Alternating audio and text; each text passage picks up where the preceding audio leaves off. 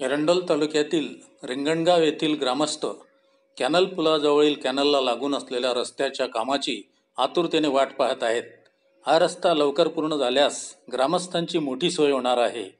लोकप्रतिनिधींनी या अत्यंत महत्त्वाच्या कामाकडे तातडीने लक्ष देण्याची मागणी आता जोर धरू लागली आहे. हा रस्ता सत्तरशिंगी माता मंदिराजवळून जातो. शेती कामासाठी आवश्यक असलेली बैलगाडी, ट्रॅक्टर, इतर अवजड वाहनांच्या वाहतुकीसाठी हा रस्ता अत्यंत उपयुक्त ठरणार आहे. त्यामुळे हा रस्ता लवकरात लवकर तयार होणे ग्रामस्थांसाठी अत्यावश्यक आहे.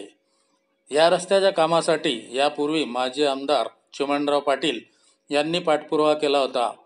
आता आमदार अमोलदादा पाटील यांनी या मागणीची दखल घेऊन रस्त्याच्या कामाला तातडीने गती द्यावी. या रस्त्याचे काम पूर्ण झाल्यास गावाचा विकास वेगाने होईल आणि ग्रामस्थांचे दैनंदिन जीवन सुकर होईल, अशी अपेक्षा रिंगणगाव येथील ग्रामस्थ व्यक्त करीत आहेत.